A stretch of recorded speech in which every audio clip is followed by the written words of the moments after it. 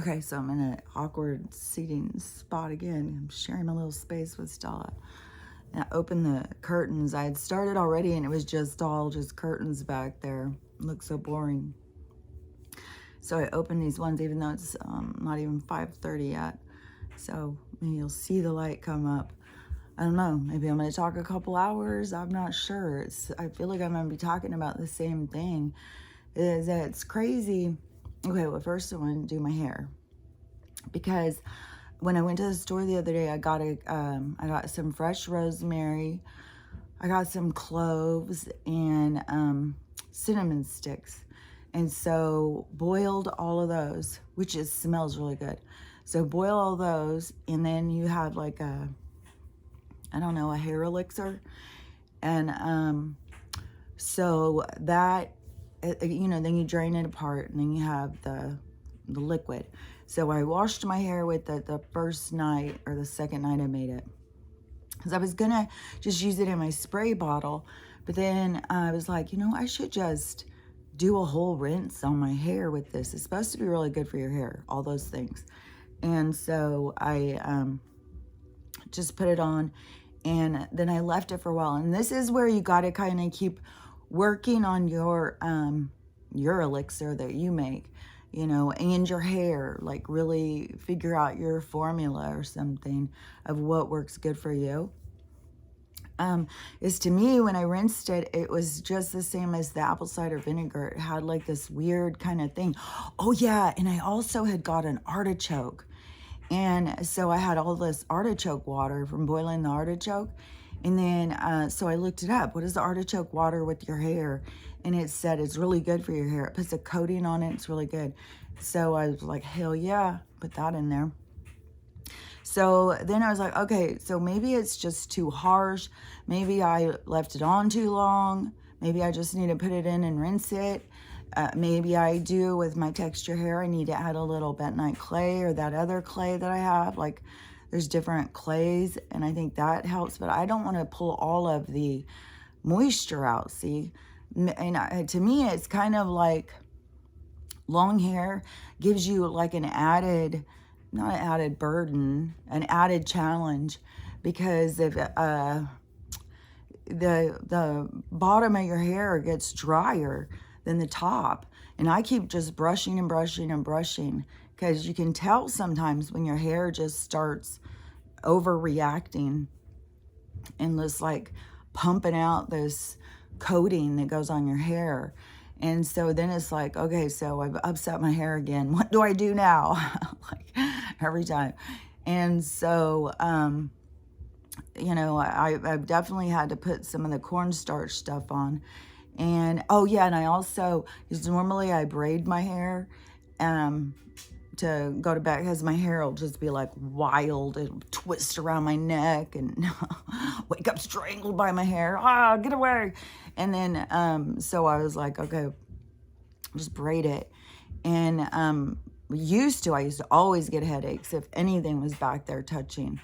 It's gotten so much better. Wherever it was that my brain was herniating, like it's like your brain has its own occupation space, and then in order to leave that space is a very narrow hallway, kind of like what we're going through, this narrow tunnel that we can't take all our baggage.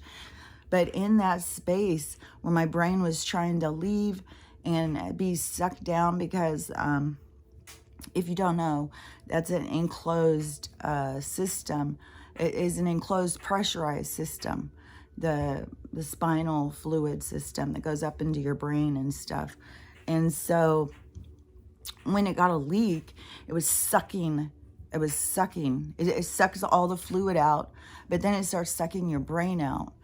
And so my brain was getting sucked out. Normally people die from it. My brain was getting sucked out, and it was collapsing. My brain had gone flat and smashed, and it was coming out the back of my head. And so oh my God, when I first got out of the hospital, it hurt so bad back there to even touch. Oh my God, I was in so much pain. I'm getting out of the hospital with the brain injury was so hard. And, you know, I have so much empathy for what that woman is going through.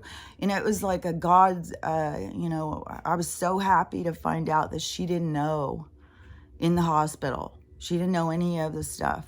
She just found out. And it was because I may get emotional today. There's no doubt about it. I'm just like fighting it already. That she, man, it gets me, because I had heard that she was having problems finding a doctor.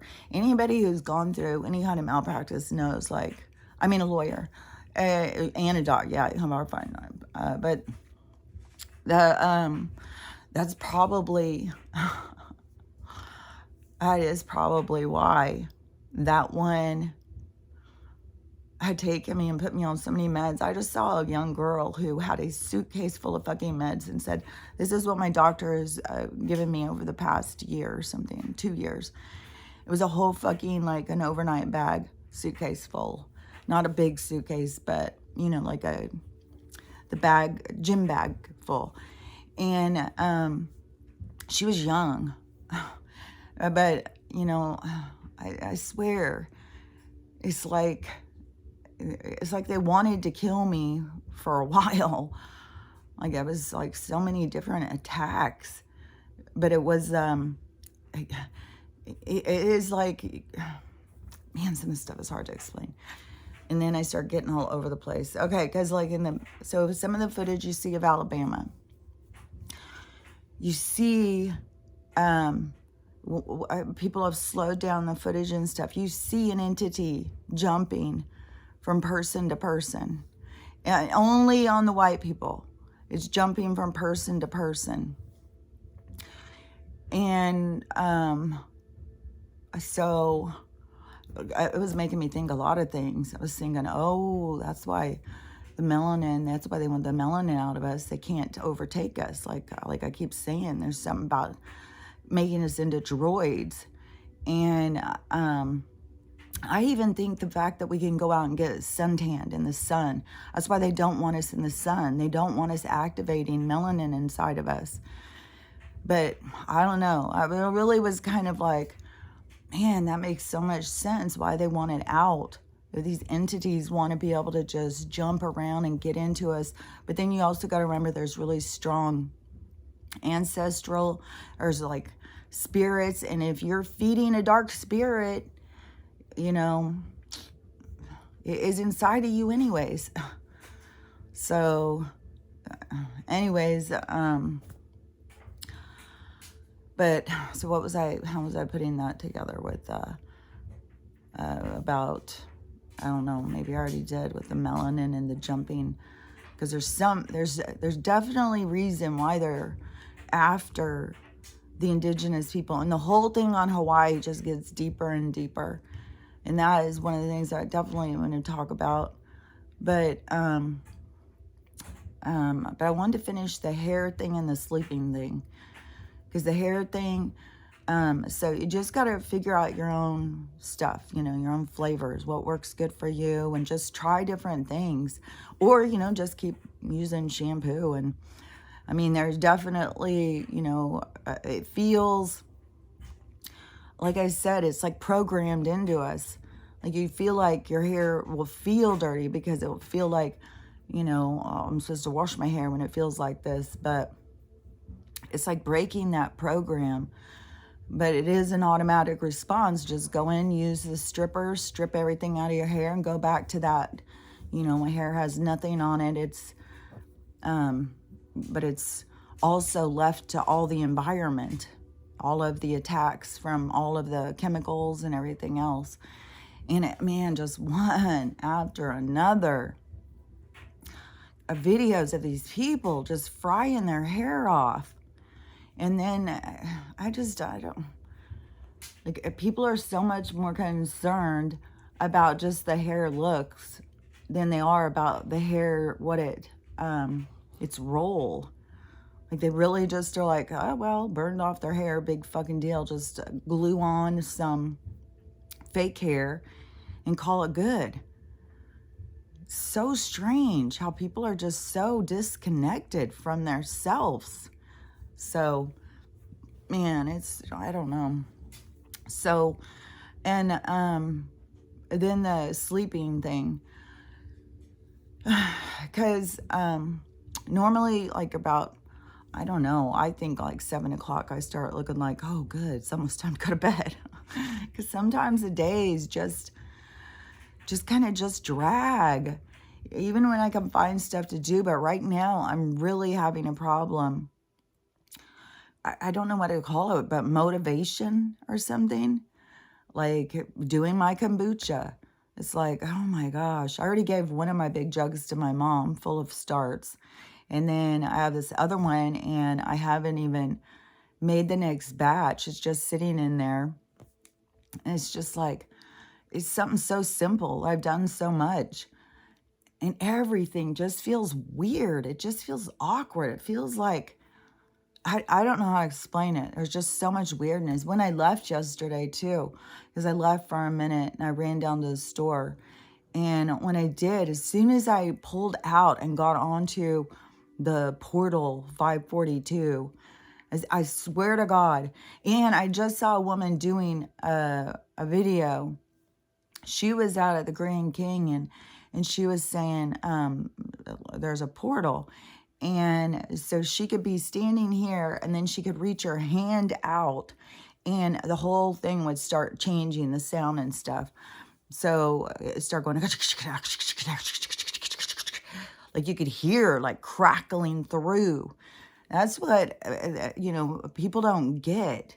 Like, unless you understand about realms and frequency and all that stuff and why they use it to attack us. But there's portals all around us. Like, I swear to God, that is why they've created the habitat, is to keep us, like, they don't want us going out and walking through the forest and finding ourselves in another forest in another state somewhere. And there has been so many people who have disappeared in the forest, which is a whole complex matter in itself, because it is also, like where I just went camping. It was Wenatchee State Park. And the government goes and buys up all these lands and then charges us to go out there.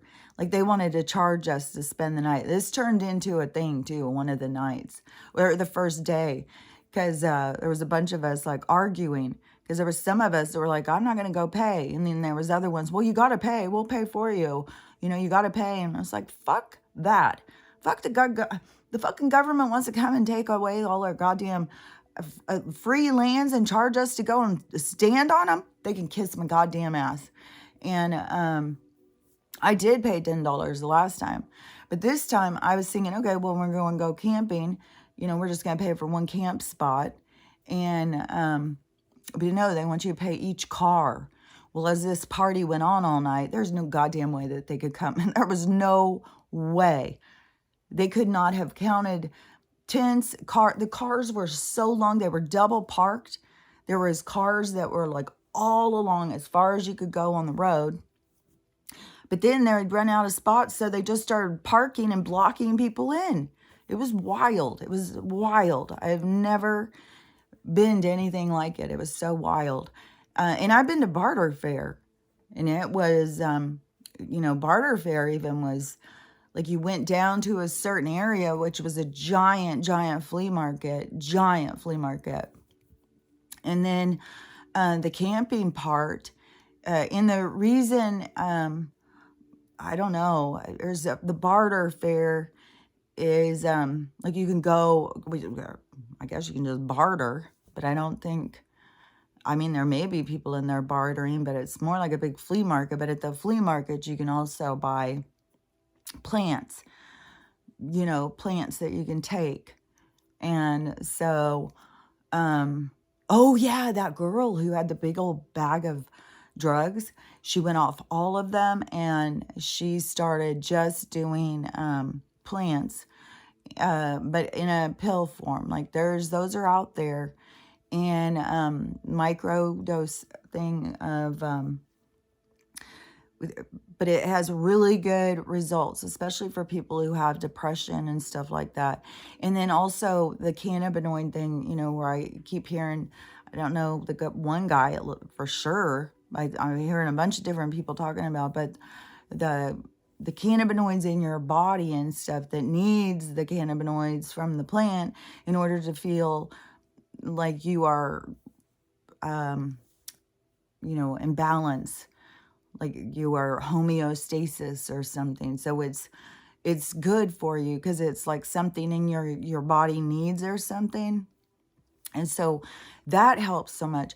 And this girl was talking about that other plant had helped her so much that, and she'd been taking all those medicines, and all the medicines just give you more side effects, which they just had on another pill and another pill and another pill to all your side effects. And instead of saying, oh, you need to go off that, it's not having a good reaction for your body. No, they'll just keep telling you, take it, take it, take it, and give you more pills. But anyways, but that has got its own, its own stereotypes and biases that each person has to get over for themselves. Like for me, I was very much like, oh no, that's illegal. That's bad. And I, just like, oh, potheads, oh, you just get out. I was just like judgmental. I don't know, kind of uppity nurse, workaholic. I don't know. You get these concepts of yourself, like we really do get in these points of like, well, I'm better than you. And then plus, when I was working in the ER, it was really bringing that up. Like working in the ER, just, oh my gosh, the people working in the hospital, you just see such a weak ass, bitch ass side of people.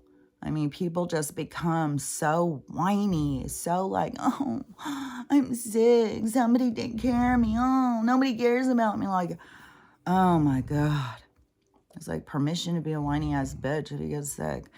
And that's not my personality. Like I shouldn't have been a nurse, but I chose to be a nurse because my grandma was a nurse and she had 4 kids and had to raise them alone. So I was like, well, do what she did, and I wanted to get divorced and I have 4 kids. So, and I had been working in medical before. Like I was an office manager, I was a medical assistant. And so, just seemed, and everything was pointing me in that direction at the time. It was weird. But so I went into school, which it did go into school, gave me a new view of myself. Because when I was in high school, like I talked about, I would just zone out all the time. And I thought, like, God, I was making all F's. And I was like, oh my gosh, I'm just, I can't keep up with what goes on in school. And like my whole view of myself was different. And then when I started going to higher education and had matured some and had learned some, and I figured out how I had to stay focused, focus in and take notes. And there was ways that I could stay connected. And so I started doing that, and I was making all good grades. I was making good grades. And in nursing school, if you've never been, you start out with 50 people and you end with like 25. Half the class doesn't graduate. They all fail at certain quarters because they're hard as shit. And so hard. And and you have to do all your science classes before you even get in the nursing classes. And so it was, but it really built up how I felt about myself, my own intelligence, like when I took the test. And another weird thing about the nursing test is when you go take it, it will give you up to, it seems like it's 125 questions. So it'll give you up to 125. So it'll give you up to 125 opportunities to, and it's all based on like a percentage and stuff. But if you're getting all of the questions right, if you're doing really good and you're getting all the questions right, then it will stop at 75. And so mine stopped at 75. And then I knew other people who made really good grades who got way more. But sometimes if you are already licensed as there's an LPN and an RN. So if you were already licensed as an LPN, which you could do halfway through the schooling, then supposedly they would give you more. I don't know. But I just know for me, it helped me see that I wasn't stupid like I thought I was. And so there was a lot of good things from, becoming a nurse. And I definitely see things in such a different, broader perspective. A lot of things. Like it gave me a lot of, just seeing through the Western medicine, just seeing through it, and, through all my different experiences and stuff. So there's a lot of everything in your life. When you start looking at the positive parts of it, it's like, well, it didn't work out. But it's still, I learned a lot. And so that's a positive. But, and then when I started, when I got there, because I was a nurse when I got the brain injury, I kept trying to work too. And I was like, fuck, I just couldn't. I don't even know what it would have been like to be around me back then. Like, I'm sure there's a reason why everybody thought, like, I definitely went through some stuff after the brain injury, like really lost myself. But I had to find myself and I had to heal. Like there was a whole, long thing to it. But man, back there for so long, it would hurt. It's gotten way better, but that is always where, like when I wear that braid when I go to bed, it kind of mushes right up in that spot and it will just hurt so bad. So I just feel like, God, some kind of damage that must have gone on there. But like I said, most people who get a brain herniation don't live to talk about it. They end up dying. But, like I've said before, you don't die unless you're supposed to die. Like it just trips me the fuck out how many people, their approach to death. I'm going to hide from it. I'm just going to put one of these on. It won't find me. You're giving them you're adding to it. You're making yourself sick. So it's just mental how people look at things. But, so the sleeping thing. So I decided to get one of those bonnets. All these girls keep saying, well, you got to have a bonnet to sleep in. You just put your hair all up in the bonnet and it keeps it nice. So I got one of those bonnets and I got it in the mail yesterday. So I put it on to sleep, which is kind of uncomfortable. And then, and I toss and turn way too much. I'm constantly turning from one side to the next. So my bonnet wasn't on my head this morning when I got up. But, my hair also didn't go and strangle me. So, it just battled the bonnet all night long. So I don't know about the bonnet thing, the braid thing, but definitely it seems like if you got long hair, you got to keep the bottom part also really lubricated because, and just keep rushing the stuff down through your hair. Like I definitely don't want to go in and, strip my hair. And then plus I already know, like once you do, it is such a rebound of the stuff, whatever it is. This waxy coating that comes out of our head to cover our hair. So, okay. And, so usually, like around 7, I'm always like, God, I'm ready for bed. And then, unless I'm somewhere, like I'm really want to go somewhere again, like I get here and it's like, oh my gosh, I just want to get out of here. And yesterday when I got up, and it's dark and I'm like, oh my God, it's gonna be that same creepy fucking thing all day out there. And so then it came out and it was really sunny and blue and bright and I was like, oh hell yeah. So I'll sit outside today, I'll knock down some spider webs, sit outside. And then within a little while, it was already all sprayed and already all weird clouds out there. It starts getting a weird color outside. And the color starts changing and it starts just becoming super eerie.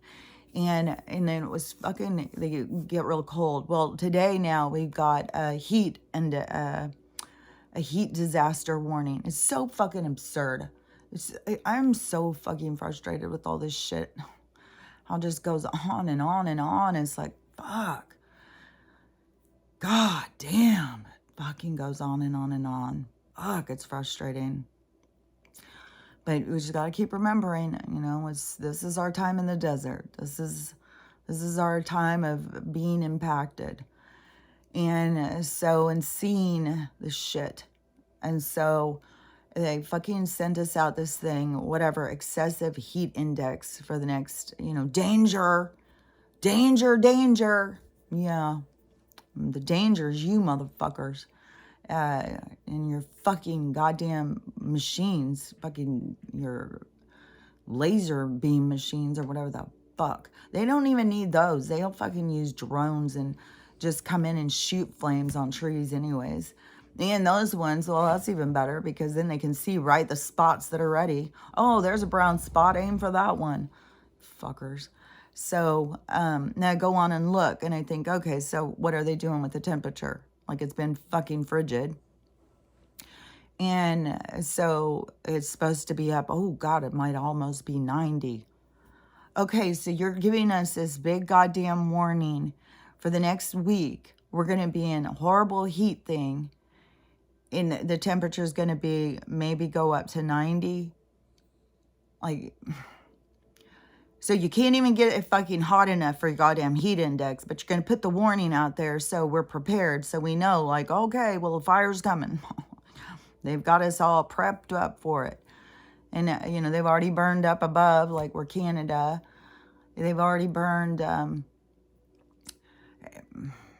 don't know. I mean, they're going to, Mount Baker there's huge, like this whole Cascadia. They want to fucking burn it out. But there's more to the Hawaii thing. So on that one, they, for one thing, they had already started having meetings and shit to turn it into a 15-minute city. So, yeah, they want to clear it out. They want to fucking ground everything. Which, when you go through the things, it's definitely, you can tell. It's like in Nagasaki. It's not like a fucking fire at all. And then, and just like the footage, oh my God.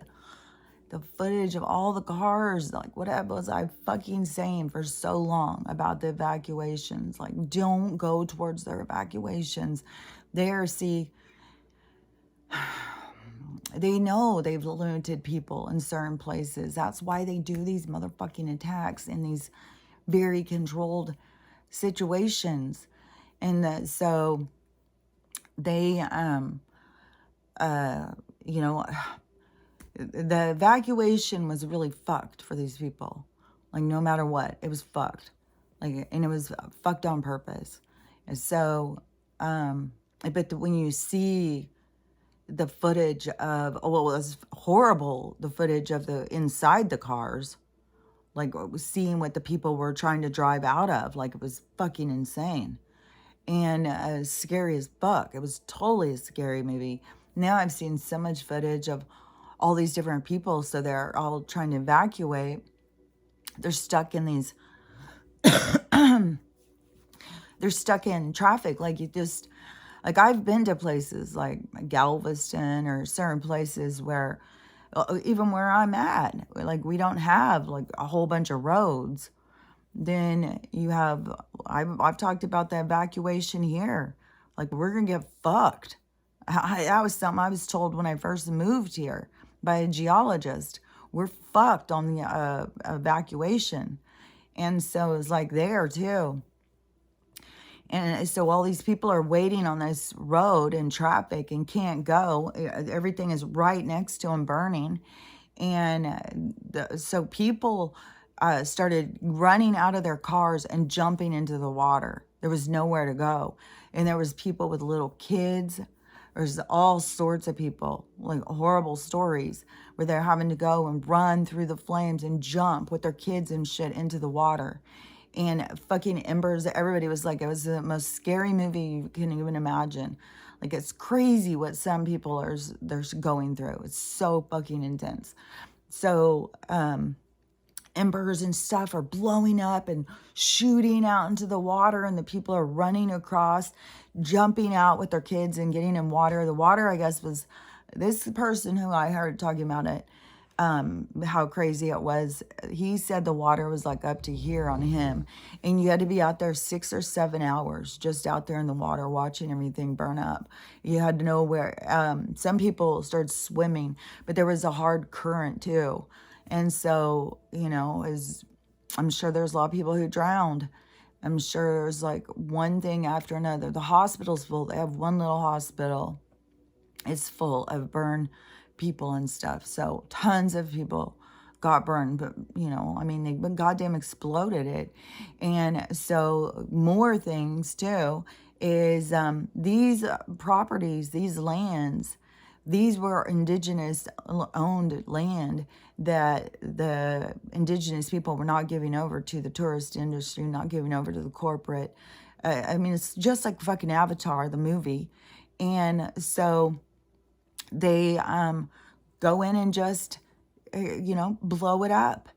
And the people got to hold on to their shit. Do not let go of this shit. This is where I'm talking about these energies going full circle. And so they want to take these lands and they'll go in and destroy it. Like it's been in every goddamn movie. It's what I've been talking about with the henchmen. As soon as they came over here to America and started trying to take the lands away from the indigenous here, they send over their henchmen. They send over people. They give them money, they give them land, and then they send them out to destroy and take things away from people. And you know, if they need more, they'll send them some ranch hands. You know, it's been the way that they've been doing things for a long time. And so, you know, they want to take your land and they just, you know, giving it. I mean, is that not a fucking gangster shit? Well, we'll just go goddamn blow it up. So you've got no value. Then what are you going to do with it? Because they want it to build their 15-minute city. You know, they think that they can draw us all in. Oh, they can charge the big bucks. And I guess there's a whole thing going on too with the rich people who moved to Hawaii. Is this one person was talking some about Oprah, and they want a good view, and like the indigenous people are in their way or something. Like, I don't know. You know, I don't know how. I'm sure not every person who has a lot of money feels the same way. I'm sure some people who had a lot of money just wanted to have a nice house and a nice place and be able to go there and enjoy the place. You know, there's definitely some who are involved with the dark side. You know, they will do anything to take anything from people and don't give a shit, especially indigenous people. Like, they see them as just like roaches. I see them like insects. I see them like they don't give a fuck. That's where they can fucking just fucking, that baby, God, that baby. Ugh, just makes me so fucking sick. Fuck. I don't know why. It's just, oh man, that baby has just been haunting. It's haunting. It's supposed to be, like I said, there's going to be these fucking horrific goddamn things. They're going to keep happening.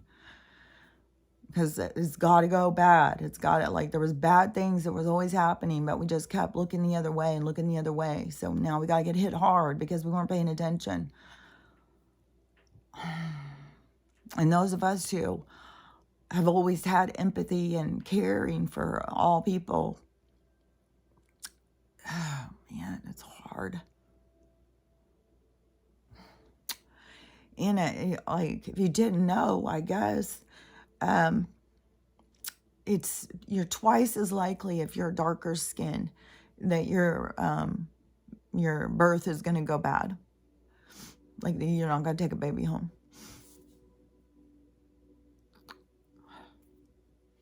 They just don't care. These fucking movies that keep popping up for me. Old movies. You know, that these old Lifetime movies that they changed, what is that called? like they made changes in Congress, and a lot of these old true movies from Lifetime movies that are back from the 80s and 90s and stuff, which I like a lot of those. After that, it's like they just took the same storyline and just keep repeating the goddamn storyline and change the title. But there's a lot of old ones that, they're all our stories. Everything is our stories. But that they impacted society. They made social change. And so there's a lot of these stories out there. And, just like the one I had to turn off. I couldn't even watch it. The young man who was an honor student, and then they killed the wrong person. Oh yeah, this was another one of those. Ugh. And I swear to God, it was the same goddamn woman who played the mom in the one movie and played the wife in the other one. But the one that I did watch all yesterday had Richard Crenna. I'm on a Richard Crenna. It seemed like I was on what is that guy's Uric? What was his name? I can't think of his name, but I was watching a lot. Got one of his thing where he always played a detective. Now I'm on this Richard Crenna. Who's that other one? I really like his detective stuff because he chases like the supernatural stuff. And he's back from the 70s and 80s movies, but I can't think of his name, but I might watch one of his today.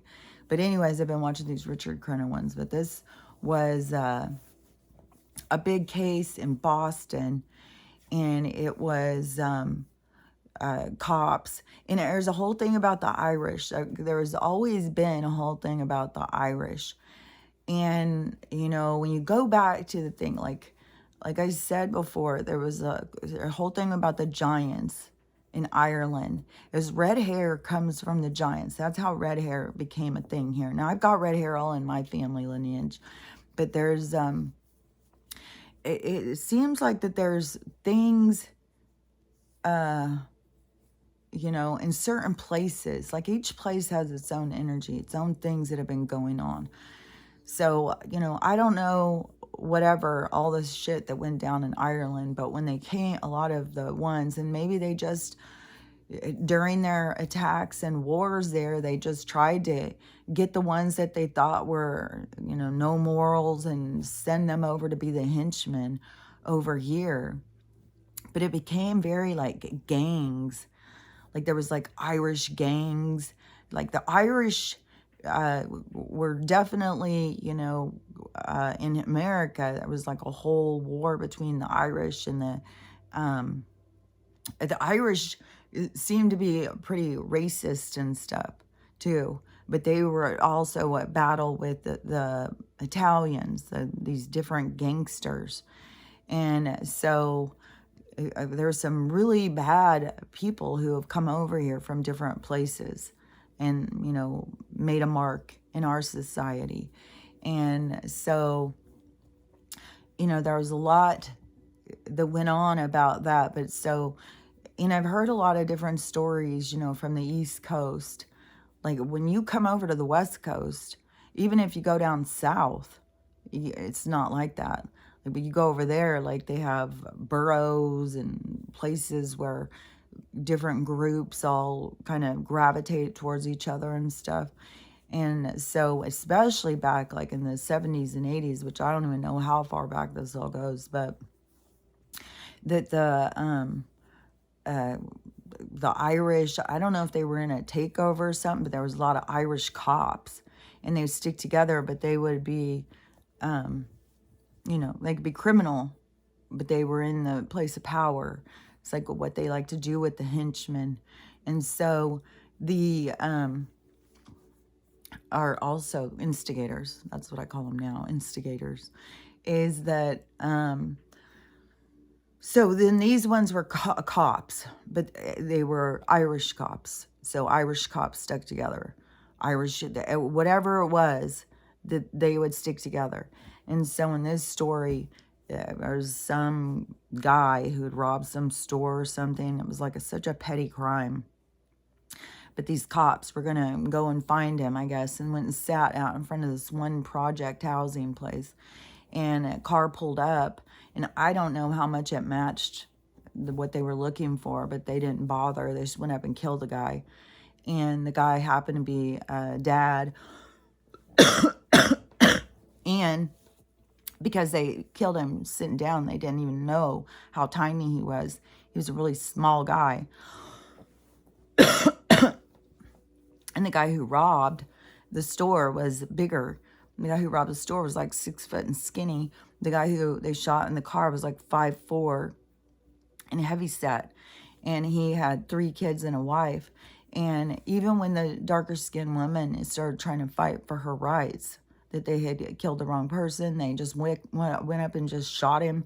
And then they all start covering their crimes and planting guns and stuff. But anyways, it got caught. But just all of the different things that they've put certain groups of people through, it's fucking so fucked. And they're just doing this shit like right in front of us. But I mean, the story with the woman and the birth, it's so fucking horrific. But I feel like it's such a positive that she didn't know what really happened, at least for a couple weeks, so she could at least mourn the loss.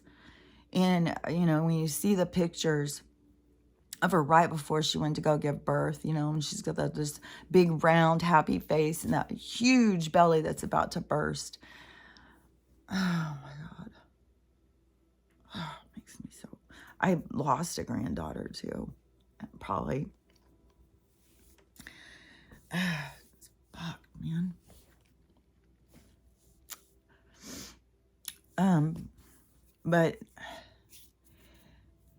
But not in a horrific way like this. But it was the mortician. When the body arrived at the place where he was like, something's wrong. And, luckily he was a dark-skinned guy too. So he was like, no, this isn't right. And he called the coroner or something, and he got a whole investigation going. So there's 3 doctors who were involved in the lawsuit now. Like, they did find an attorney. I think they have, because when you have malpractice, attorneys, no doctors want anything to do. Like, people don't realize until you're involved in one. It's like everybody all of a sudden shuts their door. Nobody saw anything. Nobody wants to be involved. It's because they know the fucking henchmen are coming for you. And they can easily just put any of us off. They can just fuck us all over. I just watched Runaway Jury the other day. And it was like, it's good. It's really good. It's got Gene Hackman and John Cusack. But it's good if you haven't ever seen it. But the jury tampering, all of the bullshit, that goes on in this corporate espionage world that they've created for our habitat. And, because we're big money, our data, our everything about us, we're the science project. So we're their investment. So so they started a whole investigation once the baby had come in, because it was completely detached. It was like coming in 2 different parts. And so anyways, it's like, what in the fuck? They really the hospital just here, Oh my God. That's what I've been saying though, for fucking, since 2020. Fuck. They're all showing what's really going on. It's just, and they don't care. They don't care about you. They don't care at all. They'll cover up their crimes. They will bully you. They'll do whatever. And they don't fucking care how brutal they are. And it's so, so sickening.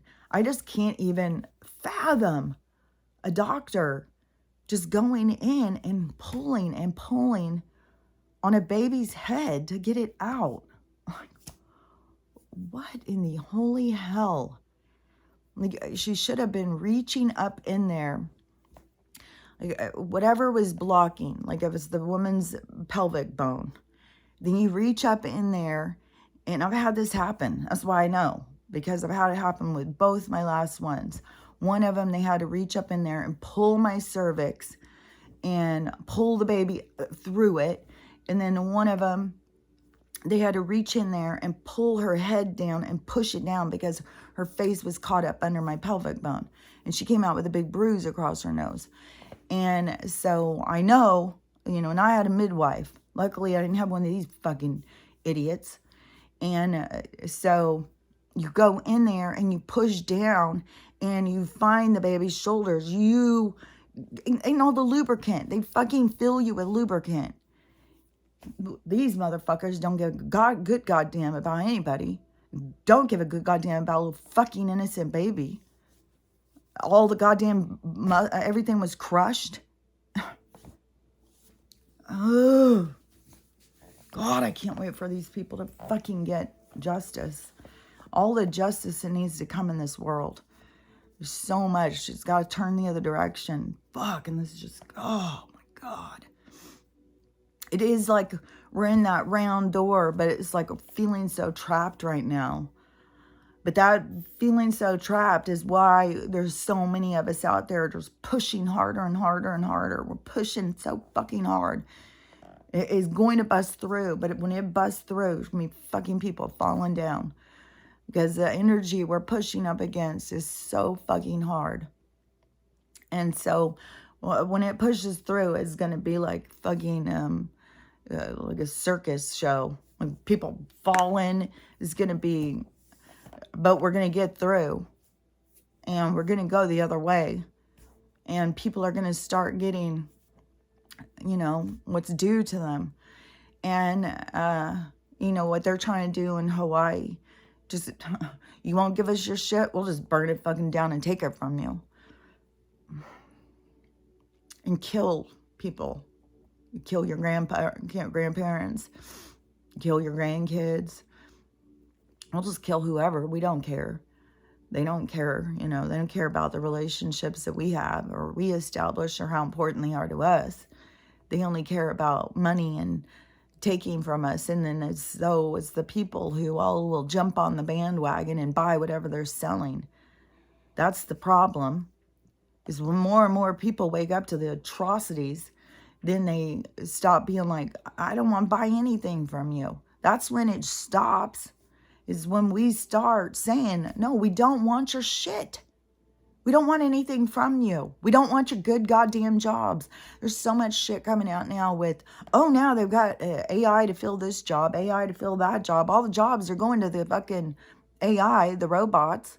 So whatever you were willing to surrender, your health, whatever, your time, your energy, whatever you were willing to surrender so you could have a measly ass paycheck that would possibly one day buy you something. If they didn't keep cranking the goddamn prices up of everything. But it sure keeps you on edge. It sure keeps you angry. It sure keeps you upset. So, fuck. Bonus. Run in and get some goddamn medicine for that. And then all of the people who, were willing to do whatever for these piss-ass jobs that now are just sucking the life out of them. Then, they're going to have to see, what they were willing to surrender. And now AI is just stepping in and taking it anyways. Because the whole thing, even with the food and stuff, because this was something I was talking about all the way back in 2020 or whatever. When I started seeing what was going down with the food, what they were going to do, my attitude was, well, how much food do we really need? I wasn't going into, oh my God, they're going to starve us. They're going to starve us. What are we going to do? What are we going to do? I kept thinking okay. So we've gone through this before. Even Sinead O'Connor said, the fucking, it wasn't a goddamn potato famine. It wasn't that anything about that. It was that the government took all the food, sold it to other places so they could have money, and it would only allow the citizens to have the goddamn potatoes. So it's all about this manipulation all the goddamn time. They've been manipulating for fucking ever. So to me, when they start, saying they're going to take the food away from us again, I'm not going to start going like, well, I got to be able to make my cream sauce. Well, what am I going to do without my steak? What am I going to... No, I'm going to start going like, okay, you going to play this? Well, I know I don't need that much. I can look back to the people in the past and see like, oh, we can survive on very little. We don't need much. And plus, I'm going to work on that lack mentality. I'm not going to be sitting there going into it thinking like I'm lacking, I'm missing out, I'm not having what I need. No, I'm going to go into it thinking I've got everything I fucking need. There's nothing you can take away from me. And so through that process and starting to realize like you don't need that much to survive. You don't need much food. We sure the fuck don't need fancy sauces and shit. All we need is basics. And so I started looking at things much different about food. And then throughout that, you start realizing like, God damn, do you really need to feed a hologram? Like, what the hell? And so, just expanding my look at food. Yesterday I saw this video, and this was real skinny chick. She was super skinny, and of course she had to put on barely their clothes. I don't even know what the hell she had on. Something like probably what I was out moving 5 cords of wood in. Little yoga shorts and a sports bra.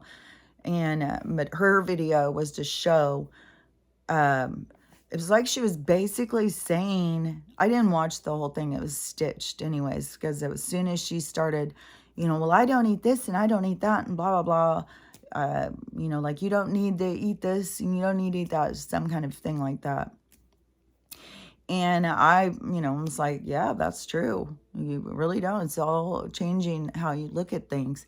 And the person who was stitching her video, though, they were the opposite. They were that mindset of how toxic. Like, look at this skinny girl who is so toxic, saying, you don't need this, you don't need that, and not at all sticking by, that we need, you need the food pyramid, you need these things. And she's trying to say, you don't need this and you don't need that. And then she's got this very toxic physique. It's like they don't see. They don't understand. No, they are filling you full of products to make you sick. You don't need any of it. It's all in how you change and how you look at things when you start seeing the truth.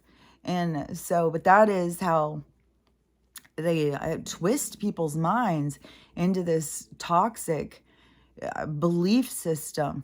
Like, how in the world do you look around at all of these people? I mean, for one thing, they probably don't have perspective. They probably didn't live in a time when there were small people. They didn't see the transformation occur. They don't know where it came from. So many motherfuckers, so many motherfucking young people will sit and argue about something that they believe, but they have no context. It's like, you're going to argue with me? Well, I was there. I saw it happen. So you could think whatever the fuck you want. That's you thinking. That isn't based on anything. I watched it goddamn occur. So, where all of the, what I don't get is how all of the people can sit here and look at how many people are sick, how many people are diseased, how many people are struggling with obesity and, what is that? Self-esteem.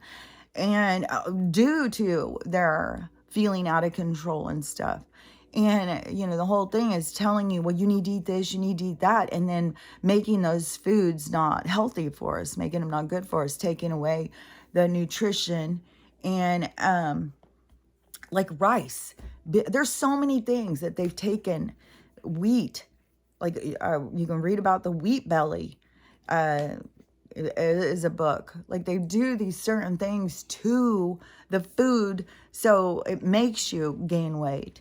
And it makes you also not ever get any nutrition, so you're always hungry. But it's like, how do the people not recognize this? They really think like 40 years ago, everybody was just anorexic.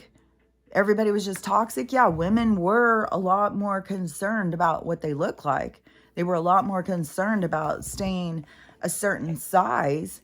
Like, But, you know, they wanted people to get really overweight and out of control. And so that part of people, like, to care, to be like, oh no, well, I'm not gonna, you know, I'll gain this much weight, you know, I'll go up a size, but if I start going up another one, then I'm going to go and, you know, make changes. I'm going to do something different. You know, it's like you decide what your body is going to be, and then you take active course of action and to maintain your body of how you want it. But that's not how they want to teach you. And then they want to put pressure on you by the other people who comply.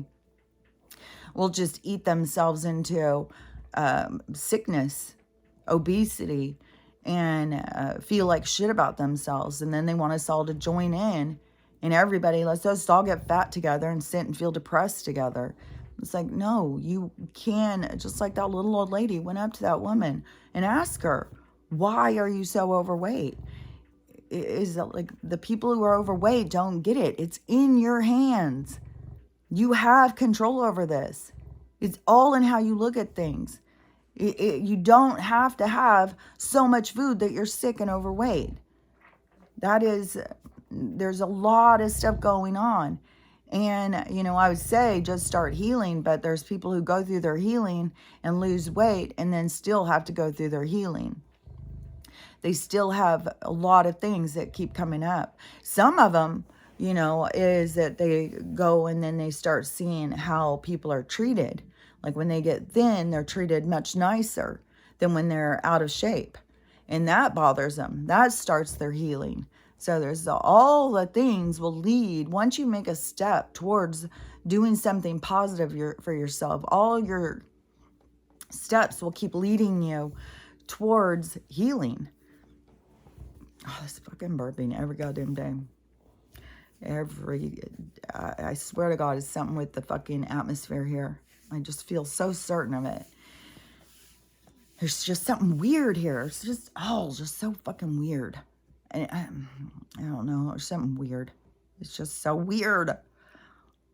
God, and I feel like I'm in a fucking dream. I don't even feel like anything is real. It's so weird. Everything feels like a dream. Like, it's so weird. Even when I'm asleep, I don't feel like I'm asleep. I feel like I'm just, like I totally feel like I'm completely awake and aware and doing things, but my body's laying there resting. But I'm aware of all of this stuff. It's so weird. It's just so weird as all this stuff keeps going, as you keep evolving. Like, it is very, it's just strange. Like, you really have to keep yourself feeling like, okay, I'm not crazy. This is just weird. And I'll think like, okay, this is my consciousness. My consciousness is in an experience. Of course, when my consciousness is realizing that it's just an experience, then everything is going to keep changing. Like, I'm going to feel weird. I'm going to feel weird when I realize I'm in a dream. And I don't know. It's weird. But I do have to, my stomach's growling. I made some, man, it was difficult too. Like, I don't know why everything is so hard right now. Like, I made some more biscotti yesterday. And it was like, oh my gosh, it just seems like I'm fucking like cooking something. It just seems like it's like takes so long. It seems like it's such a huge thing. Like, oh my gosh. Like, I swear to God, there's a part of me that just wants to be a brethren. But there is also this part of like our avatar that is not just reliant on food, energy, but also it appreciates it. Like, you will have a craving. Like, oh gosh, I was sure like a cheeseburger and fries. Boy, that old, that old kind of cheese. Or a club sandwich and fries from like a coffee shop. That old fashioned, just a club sandwich and fries. And so where you're just like, oh, I'd really love that again. Or I don't know, maybe your thing was macaroni and cheese with bacon on it or something. But some kind of thing where it's like, oh, I just really miss that dish. And that to me is where there's going to be like, it's either going to be some kind of a printer thing or some kind of a pill thing. But it's going to give you that same taste and satisfaction. The pill thing, I'm pretty sure, was in Jetsons. But also, I think the little, it wasn't like a 3D printer. But it was like they could put in the money and then a food thing would come out. So, but it is kind of like it's not real, but it gives you the same feeling. So there's a satisfaction, like you can still have something even though it's just because you just want to have it. It's not like it's necessary. It's not like you need it. So I think there's going to be stuff about that. I really think a lot of this stuff, like the food to keep coming up and all this stuff about food and stuff. And for one thing, it has so much to do with sovereignty and us providing what we need for ourselves. So there's that whole aspect of our growth, of our transformation, of pulling free from corporate, it's like the corporate heavy hand that fed us, and begin to take matters into your own hands. And then on top of that, though, because everything is like micro, macro, like we're working on all these different things, because when you go out from there and you start realizing like we don't even need food. We don't really need food. That has all been, you know, a part of the illusion. And you know, when you find out about those brethren people or whatever that have really been living off of prana and you know, the free energy out there and breathing it in, and sun and the energy, and then grounding, like just working on getting their energy from nature rather than taking something else that's alive and taking their energy and using it for our own. And so there's that transformation happening. And so that's more of the level like I'm at. Like right now, I feel like I'm just eating like a goddamn teenager. And, but think about like, you know, how teenagers ate and they still survived, because we don't fucking, none of that shit matters. Like one of my daughter's friends, when they watched those movies and they decided they were going to be vegetarians, there's no way they were not going to eat another animal like that. That was when my daughter was going through high school, the third daughter. So, probably the third and the fourth were in high school. And, so the other two were just, you know, a little bit older. And they all saw the film that was going around about the horrible treatment of animals. It was really huge. Tons of people decided to be vegetarian at that time. But one of my daughter's friends who decided at the same time they were going to be, I hadn't been eating meat for a long time. And, but I went through a whole period where I ate ice cream all the time. That's all I ate as a teenager. It was like I was fucking eating ice cream all the time. And, then, so when she went vegetarian, all she would eat was French fries. That's all she would eat, French fries. And I kept being like, well, I don't think that's healthy, especially that's when I was a nurse. And you should probably eat some other vegetables, not just French fries. But, you know, she grew up and is healthy. She has a child, like all of that stuff. Because those things don't matter like we think they do. And they come up with, you know, and they tell us, oh, well, you got to have good nutrition and you'll get the rickets. They probably fucking rickets. They fucking make that shit up. It's probably a fucking group of people that they were fucking starving and poisoning. And then they got the rickets. And then they told us, well, you got to do this or you're going to get it. It's like everything that they do is like their own stuff. Like they created this shit all going back like fucking smallpox, all this shit. Like these fucking mad scientists have been doing this shit for a long ass motherfucking time. This isn't new. This is the exposure. This is when we get to see. And it's like, how much can your mind even wrap around? It is a lot. And especially, you know, when you have to realize that this has been going on for a long ass time. Like, this is why this age kind of existed. Is that this science lab experiment in this. The whole fucking, the whole earth thing is like a big experiment, I think. I don't think it's just this age. I just know that all through this, through my lifetime, that the beings that were talking to me were telling me that we were a lab experiment. Like this, I wasn't really all the way sure about what it all meant, like what we were being, but I knew we were being experimented on and I knew we were being watched. It's just like I didn't know all of the, all of the stuff.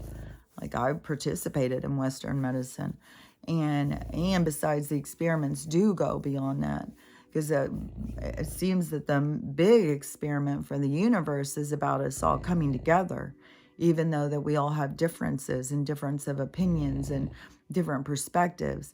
It's us putting aside our differences and coming together on what we have in common. And what we have in common is, we're eternal beings.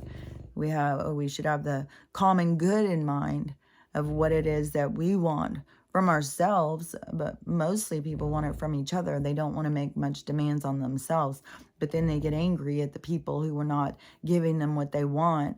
And but see, the soul shouldn't need anybody to give you what you want. The soul should be fine in itself. And if it's not fine in itself, then there's things that you need to figure out for yourself, to work on for yourself, because you shouldn't need other people to confirm to you or give you certain things. Like there was one thing that was even kind of sticking out to me, because a lot of times, like I'll find myself all the time with this hip out, and what I had seen, was that girl, this aspect of myself from this other life, that was something she was proud of. She was happy. I mean, she was respected in the village or whatever, in her place, because it seems that it was all about this carrying these big water things on her hip.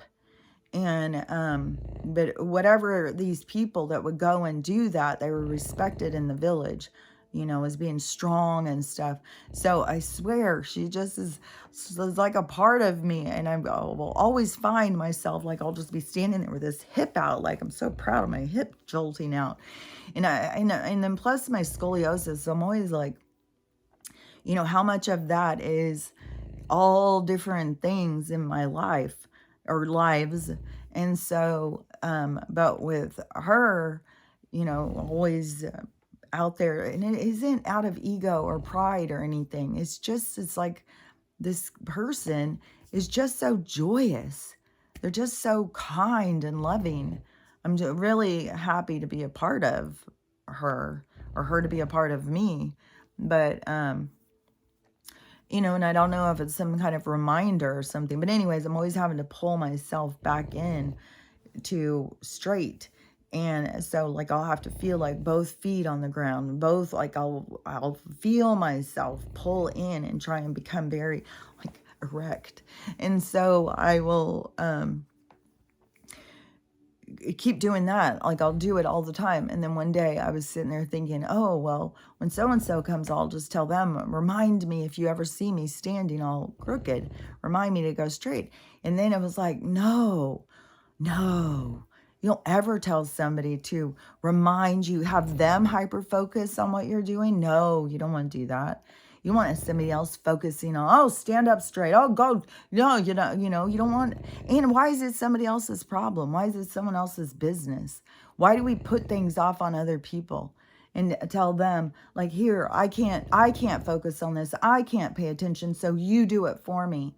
Like, that is where we have to find our own sovereignty. We don't put it off on other people. Other people are not there to make us feel better, make us have less work, or make us, the sovereignty is to know your own power. And to, like, it's not just to know your own power, but it's like to feel it, to become it, to pursue it.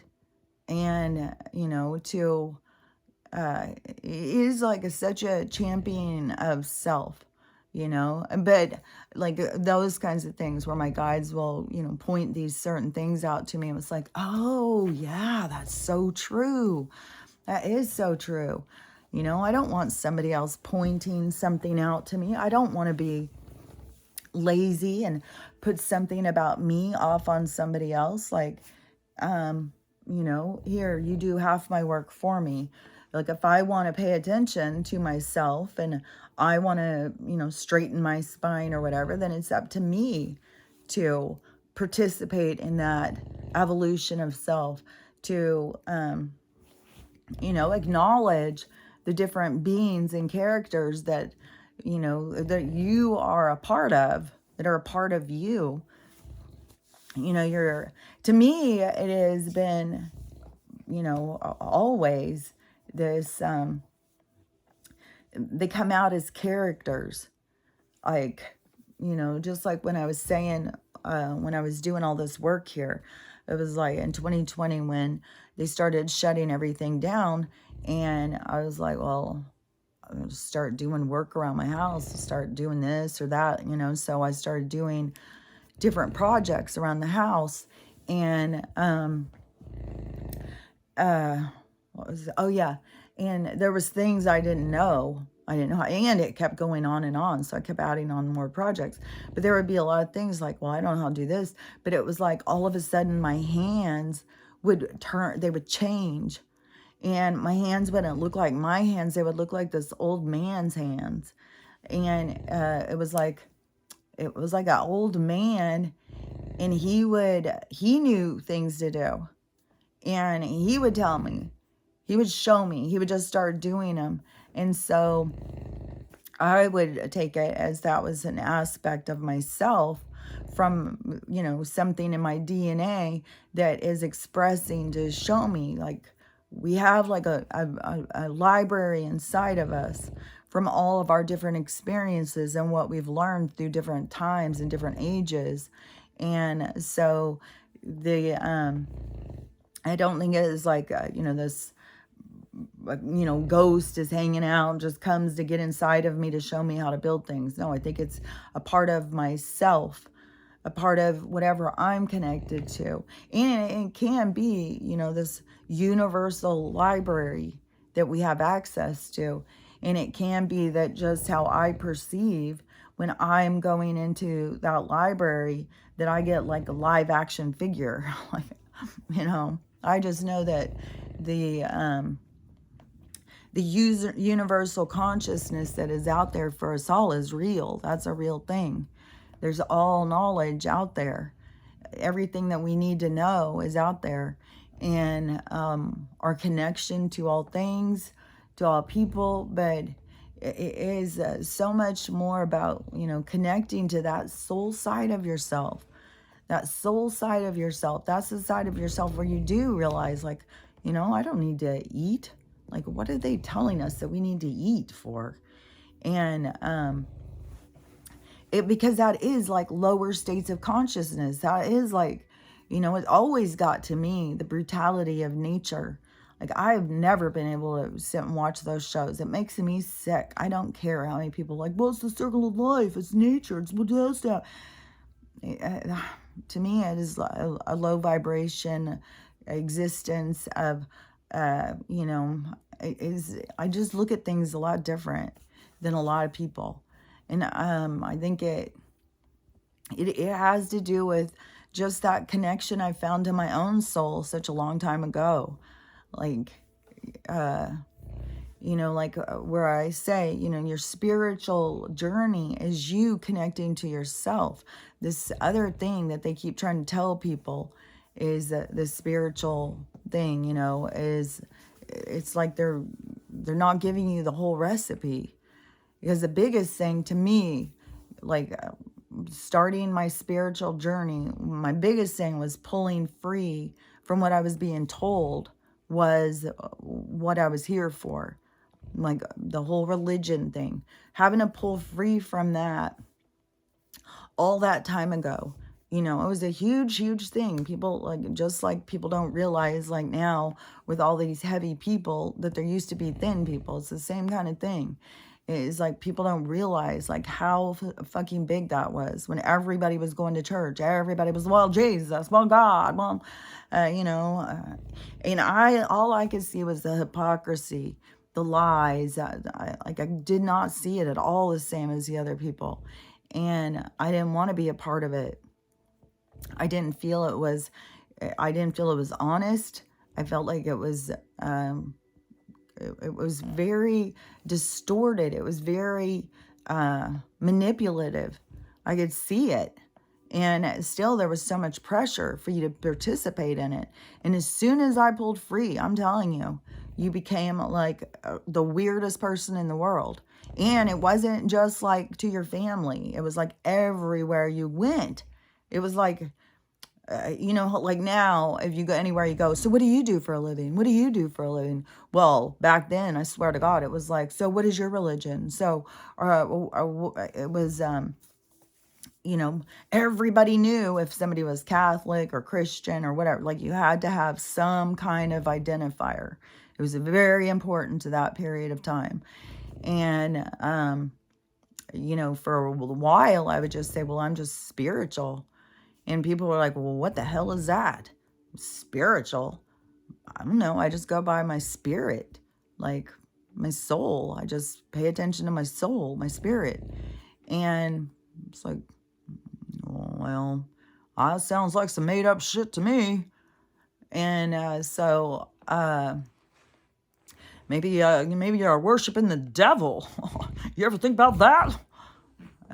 So then it was where I started going more into it. Started, you know, because it was real quick when I started having reincarnation coming into my studies, my influence. And so I started studying a lot about that. And immediately I was like, yeah, reincarnation. And I started telling people, and they're just like, oh my God. People thought reincarnation was the most ridiculous thing they'd ever heard of. Like you believe there's a man up in the sky who's attacking the people he created. He knows every hair on their head. He loves them. They can do anything they want to hurt each other. He'll still love them as long as they acknowledge him. That makes sense. That's what you're worshiping. That's what you believe. In the ego and the arrogance, you know, because, you know, well, he doesn't like that one, but he likes me. He loves me. I'm chosen. I'm the chosen. It's like, oh my God damn. So but right away I started seeing stuff about reincarnation and started telling people like reincarnation is real. And it being in America, it was very different. Like if I was over there and, you know, somewhere in the Orient talking about it, I would have got completely different responses, because that is where I started finding, that's where I started, was with Buddhism or Hindu. It was like I started finding out more about reincarnation. And so then when people started saying, well, what religion are you? I started saying, well, I'm Buddhist. And people would always be a Buddhist. And so that's what I started telling everybody. I'm Buddhist. And so I went for a long time. I even have, I still have him.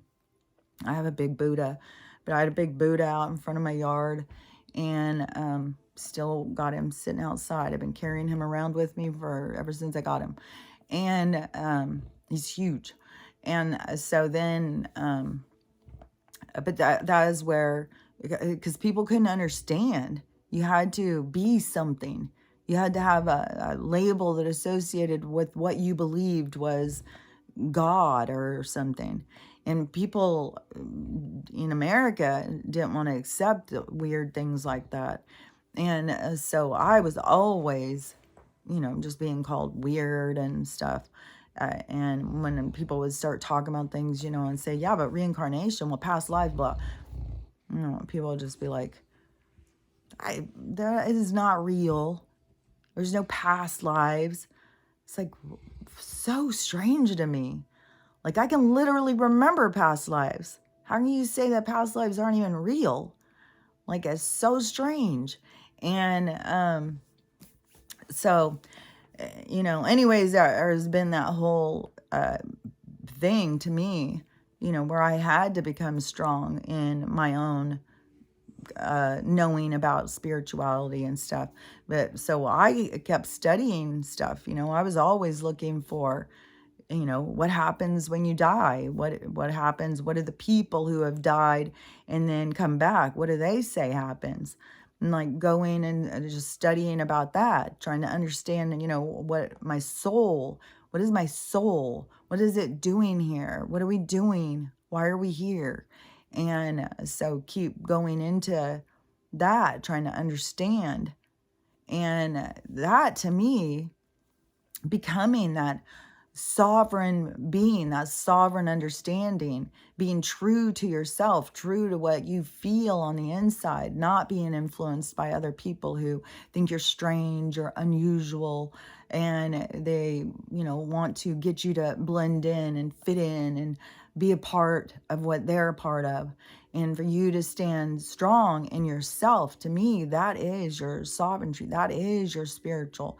That is you becoming you. And there's so much to it, especially with all of the programming that has occurred, is breaking the programs, to see what it is that holds you back from being you. Because that is what we have, is all these people who are being held back from being themselves by the rules. All the rules that you got to be this way, you got to be that way.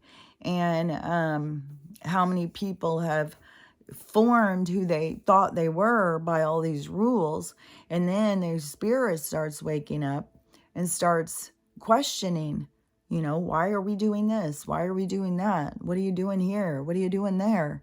And that is your spiritual growth. That is you turning and listening to your spirit, to connect it with your spirit. Because when you're not connecting with your spirit, you're connecting with this artificial world. It isn't. So weird when you can see things so clearly, but you don't know how to exactly express it. Because it's just so much about the people become artificial themselves because they're not connecting to themselves.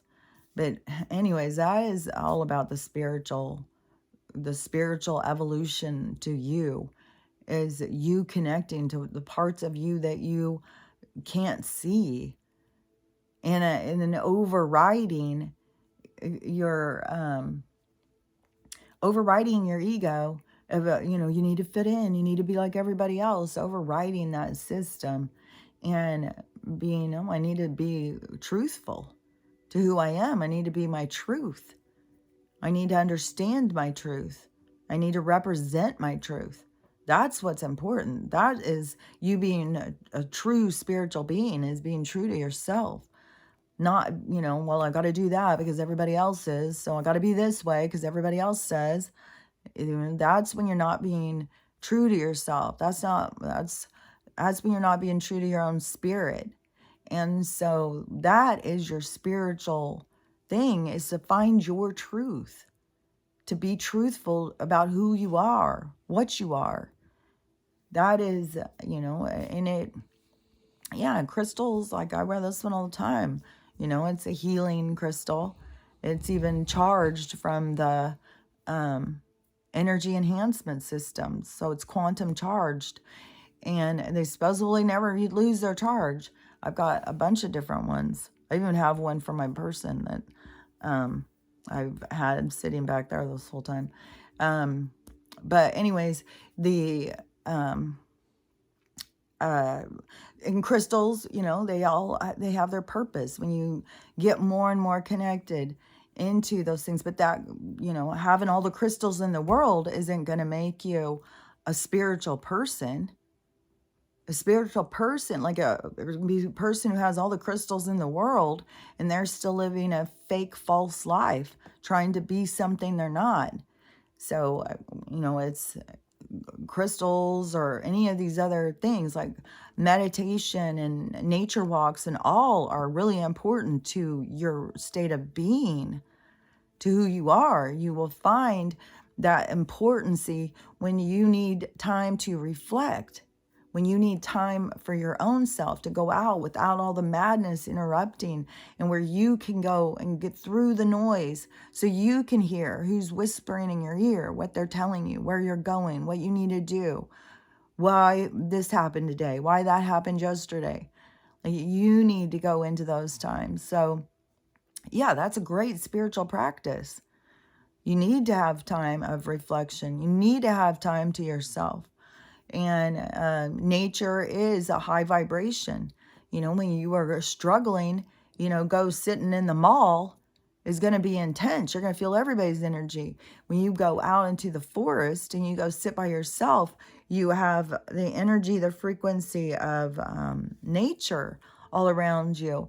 A gentle, loving, not struggling, not angry, you know. So the energy is a lot more conducive for you to be able to pull up the things you need. And there's weird shit too, like you can go fucking touch a tree and it can give you answers. So there's a lot of really good things about nature. It's a part of who we naturally are. It is just this whole thing of pulling into realization of what you naturally are, who your natural person is, and then what all of the shit that you piled on him to try and make a pleasing person for the rest of the world. And that is, you know, the taking off all the costumes and all the masks that you have put yourself through in order to please others. That's, you know, getting down to the core of who you are, is releasing that. And while you're releasing it, you got to be questioning yourself and asking yourself, and, you know, why was I doing that? You know, who was I trying to please?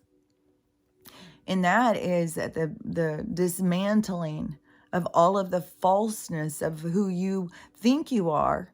And then you get down to the core of who you are. Then you start building your spirit up. You know, it's the spiritual, your spiritual path is a long path. It's not like a hurry, zip, run in, wake up, and then, you know, you're a champion, you're chosen, you know, that's just getting you started.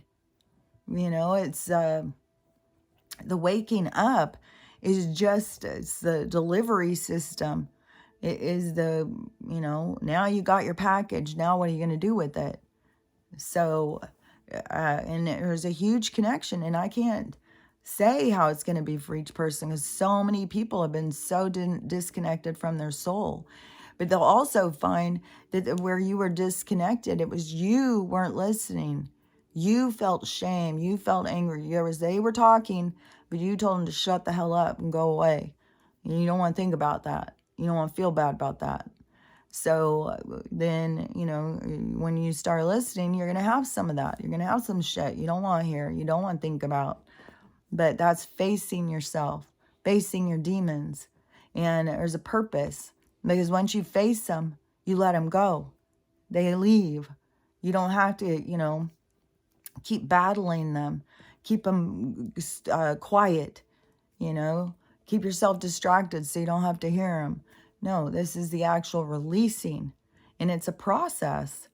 Like, it's surprising how many people think like the awakening is it's the gift.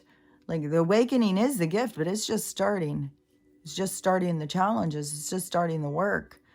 The awakening is grand. It's wonderful, but it's not the whole thing. It's not like once you've awoken, you're the chosen, now you're a special. No, it is just beginning for you to try and understand who you are and to work towards that. And it's like it's so much to it. So the awakening, and don't forget, everybody is awakening at different things at different times, all depending on what they've got to work on for themselves from their past lives, and what is going to be the most effective time and place that is going to marry into what they're trying to work on for themselves. And so, there's going to be tons of people who are going to be awakening, and all these people who think like that these people aren't going to wake up. They're going to wake up. Like, we're just getting started on this shit. This is there's going to be a big impact on people who have been doing the work. Like, you're going to suddenly see a lot of good things start happening for people because they've been doing the work. They've changed the energy. They're moving. They're directing the energy. So they're going to start having big changes. And then there's going to be the people who are have been working on waking up, but they still have to go through their big impactful moment. And those people, the people who are ahead of them, like the other group that I was just talking about, that's going to be the motivation for these other people. These other people are going to be very motivated by, oh, I can make my life better. Look at what they did. And they were being fucking laughed at and yelled at and called names the whole goddamn time. And so I can do this now. I can. So it's going to be a big motivation for the next group. The third group, the people who are the most lost in this scenario. Like, there's a lot of these people who are just like, that Joe isn't doing anything wrong and stuff. Like, oh my God, the way that they'll make excuses for him and his family and their behaviors, and then how they look at the other one is just like, oh my God, do you not see your own biases? But that group that is very, very stuck, they're going to be really impacted. Those ones are definitely going to be, in the dark night. There's going to be some of the second group that are going to go into the dark night too, but theirs isn't going to be as extreme. The third group, though, is going to be as extreme. Now is where we're going to have so much, like, there's going to be so much anger. There's going to be so much violence. There's going to be a lot of craziness out of, I think, the third group. But they're going to be, it's pretty small amount of people. And so, but that group will start changing too. That group will start awakening, and then they'll be more motivated by the other one. But they're all through all the different groups, there's going to be ones that are not going to be able to make it. I mean, the group that has been doing all the work, if people start leaving from that group, they're going to go do something on the other. Like, there's a purpose. There's a reason. There's a lot of people, though, who are just anxious to leave. They feel like they need to get home. And a lot of people are from other places, and, they've got, like, they're in a meditation in their other place. And so they're leaving this and put their consciousness back in where they belong, where they left from. So it's not going to be like, it can seem sad and stuff, but it's really happy. They're getting to go home and be back with their families. So it's gonna be a lot of chaos. It's gonna be a lot of stuff going on. But I know I'm in the group that's been working on this stuff for a while. So I feel positive about the changes. I feel like, oh God, I can't wait. I'm so excited. Think good things are gonna start happening for so many of us. And good things already are. But like I said, even when I'm looking at my account and they keep on holding it back, it's like, I feel so much like this is like labor pains of moving us into this new world, this new existence. And all of the different things bring up stuff. And don't distract yourself from what comes up. Feel it, process it, don't ignore it. Because it all has a reason. There's a reason why everything comes up. So, when something comes up, pick it up, look at it, try and understand what's going on for you. And then, all working towards releasing how you see things, or, having clarity over yourself. So, there's so much going on. And then people in Hawaii, like, please do not fucking, like, if you own that goddamn property, do not fucking, I don't give a shit if it is nothing but dust. You do not turn around and give it to these fucking people. Even when they're going to try and say, well, you know, it's dangerous. You know, we've got to come in as the government and take all this land. Then they better fucking replace it. Because they fucking did it.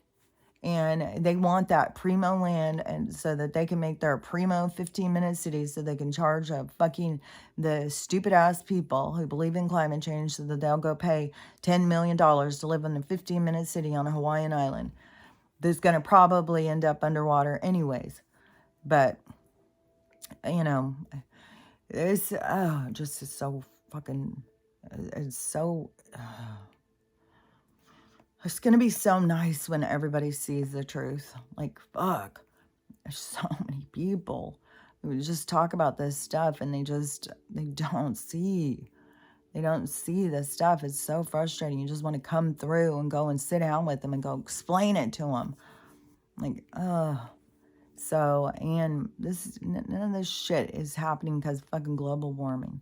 Like, if they come in and start shooting us with fucking... of flames over here, it 100% would not have to do with the temperature. It would not have to do with us just being so dried out. It would all be done on purpose. And 100%, like yesterday when we went on a long walk and I walked past one of the neighbors, and over here, like you can't see it, but these neighbors, well, you can kind of. You see like that little orange spot right there?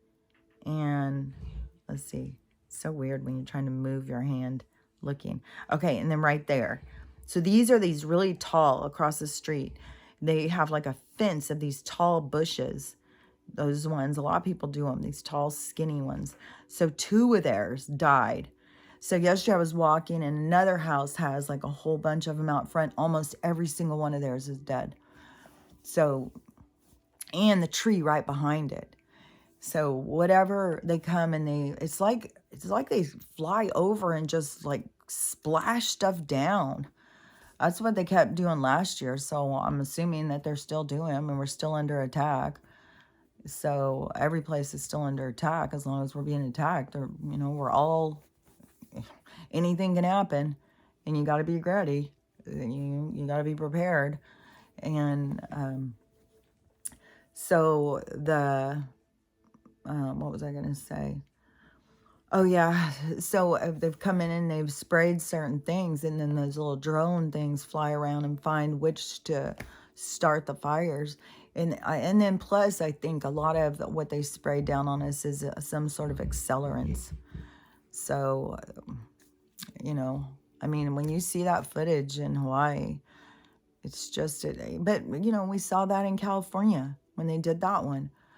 You know, I don't know how many people have to keep seeing this stuff to get it to sink in. It's like, it's so fucking clear. It's like people can't wrap their heads around. The government's out to get you. There's so many people who are just now finding out that they stopped teaching cursive. It's like people keep being shocked. What? They stopped teaching cursive? Kids don't know how to read cursive anymore? It's like, yeah, we learned in 2nd grade or something, but now all of a sudden these ones are like, no, we can't teach you cursive. Oh, it's way too hard. Really? I think I was like 6 years old. I was like every fucking day. Like anybody who went to school back with me, I was like, oh, damn, it was the worst. Every day we'd have to spend hours practicing our cursive. And there was some fucking good ass writers back then. I'm a sloppy ass cursive person. But I mean, back then it was like, oh my gosh, these old women who had this like every slant was perfect. That's what we were supposed to do. We were supposed to write like that. And I wrote like those big curvy ball things, you know. And I would constantly get in trouble. No, Kelly, you got to slant it. You got to make your ball, it's got to be smaller. I could never master it. It's just way too slow. And I'm way too fast and sloppy. But for them, though, to turn around and say, like, oh, but we can't teach these kids. Are you kidding? It's like, are you fucking kidding me? Like, you guys are so goddamn obvious. So you don't want them to read cursive. So what all do you have control over if a whole group of people now from this point on can't read cursive? Like, so all this old shit that's written in cursive, and these people just have to trust you. Whatever you tell them it says, and that must be what it says. Okay, that's how they do. That's what they do for history. That's what they do for our reality. Just tell us whatever, and but the absurdity of teaching us all how to do this in first and second grade, but all of a sudden these other kids, oh well, they can't do it. So any of these kids who are growing up and thinking, well, I can't read cursive. You can read cursive. Just practice. Just go in and look. We learned when we were 5 or 6 years old. You can do it too. Just keep on looking at it. Look at the letters. What does the letter look like? It's just like letters that are slanted, and then they connect them. You're just slanting the letters and connecting. So just use your mind and try and find the letters in there. Most of them look just like the letter. Like I think I don't think it's hard to read cursive. I'm mind blown how many people just accept the fact like I can't read cursive. It's like, what in the holy hell? Like more limitations, more limitations. Let's just make sure these people can't do shit. Like all they want these kids to do, they don't want them to be creators. They don't want them to have any kind of what is that called? Any kind of like fantasy or what is that word? It is the creativity, but it's when you are creating it, the creating, using your mind, using your what is that word? Well, I can't see it. But you know what I'm saying, that they are trying to get kids to be underdeveloped so that they don't have like they're more dependent on like a metaverse for their entertainment or something. Like they can't entertain themselves. They can't, like their minds are just so they're just so controlled and distorted, what they're doing to these kids' minds, and not the underdevelopment though of kind of getting them to be dependent or addicted to devices. But all of that is stuff that they could be doing with their minds. Like they don't have, like, you go sit the kids outside and they're just like, well, what are we supposed to do? Just sit here?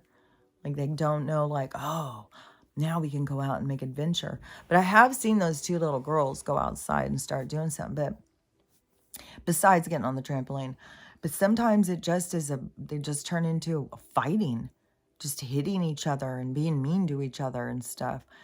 And, man, we used to go out for hours and hours and hours just making shit up.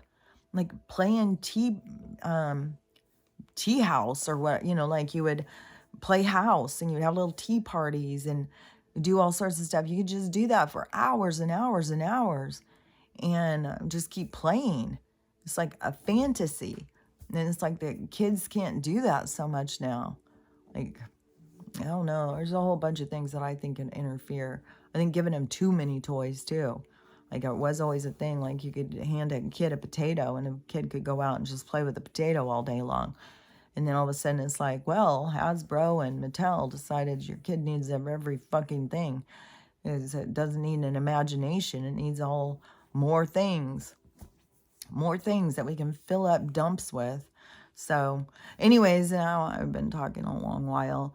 But like the shit, when the why just gets more and more. There's just so much just going and going, and fuck, you think like the Hawaii has got to be the pinnacle, it's got to be the end of it, and then it's just more keeps going. And so yesterday was Friday, who knows if anything closed down. There's a whole weird thing with my bank. I don't even know if I told that story because I get so mixed up on where I'm talking, who I'm talking to. I'm just so mixed up lately. But the all the way back to with the grocery store that day, when none of the cards would work, and then they charged mine a whole bunch of times, and then I went home, looked on the thing, and it was all these charges pending on my account. So I call the bank and I tell them, and they say, oh, it'll come off, don't worry about it. So then the next morning they had charged it. So I called the grocery store and I said, you guys don't even be taking this money out, you already took it.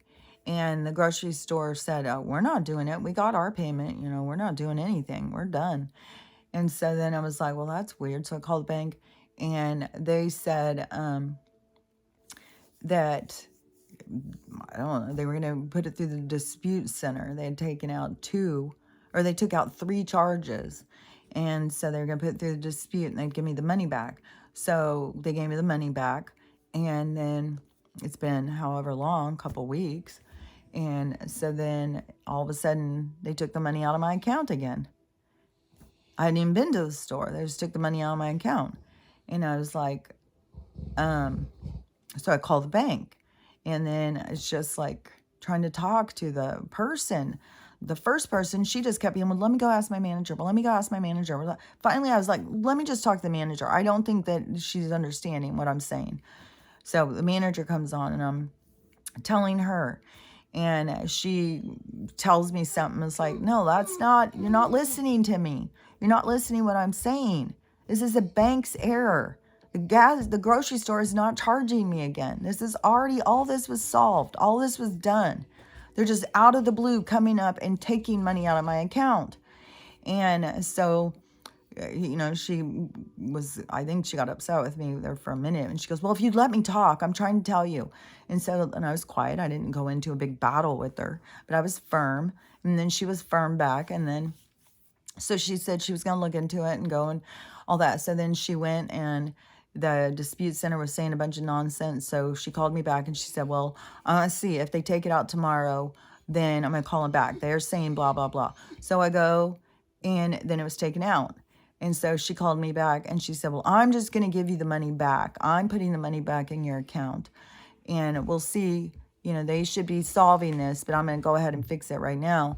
But so she said, and I talked about this all fucking, this was on my first my first TikTok account that I talked about this because there was something going on with my credit union here. And it was a weird thing, and I don't even remember now, but I ended up having a call, and we got notified that it was sold. They had sold our bank and stuff, and they had sold it to a place called Pfizer. And I was like, what in the hell? So now they're buying up so I stopped that bank, and I was like, and the woman kept trying to tell me, well, no, it's completely normal and all this stuff. And I was like, well, I don't think it's normal. And so then I just had this other bank that's a bank, not a credit union. And the bank, so when she called me, she said, well, Pfizer is a third-party banking system. So I go, oh, so you're telling me the bank is hacked? That's why they took the money out of my account?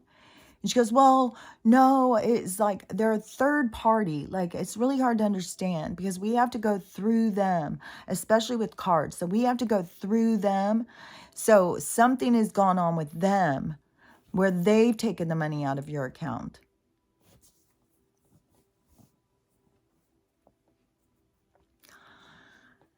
Okay. So, and we'll see how this saga continues. I said, can you see anything about the quantum system? Do you see anything about that? And she's like, no, I don't know anything about that. So, but I don't know how high she is in management. I don't know what people at banks know that something more is going on. I mean, she seemed to be like, running into a lot of problems that she's having to fix for people. But it's the collapsing of that system, and I don't know. Hopefully they leave that money in my account. I stopped up there yesterday at the auto mechanic place and had him run my code because it says I'm past due for maintenance. And it's like, oh, but is this like expensive maintenance or cheap maintenance? Like, I need to know what it is.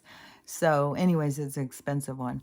So I have an appointment like a week and a half where they've got to do a whole fucking, where they change the belts and stuff, like $1,000 maintenance. So, all my money's got to go for that right now. And then after that, I'll be going out and going on another trip. But I got to get this done. It's very intense, especially when I've got this big ass dog in the back of my car and I'm driving and going over these passes and a belt to break, like fuck. And you're way out in the middle of nowhere. And I got a big ass dog. It's like, fuck, I need my car to be running good when I'm out traveling around and driving. So anyways, that's what. So I'm going to be sitting here doing a bunch of nothing for the next weekend. I need to get myself motivated, but it's fucking hard. Like, I've got all this shit to be crocheting hats right now. I got all this. I've got more things I could be doing, paintings. But there's just something where I just feel like everything seems like, oh my God. Just to get up and get a drink. Oh my God. I gotta go get a drink. Oh my God. I gotta go pee. Oh my God. Like everything. It feels like, you're walking through, like trudging through this energy. Like, oh. So I don't know. I don't know if it is your energy. I don't know if I'm just losing it. I don't fucking know. I don't know any of this shit. We're just all in it together and we just got to keep talking about it and trying to put the pieces together to see the truth and really recognize, like we're spirits. We're spirits and we're in this weird world and we're trying to figure it out together. So we'll just keep talking about it and we'll figure it. We're going to be okay. At least those of us who are trying to figure it out. Like I worry a lot about the people who aren't at all, but they're here for different things. Everybody's here for different things. I believe we're here as, the seeders for the new world.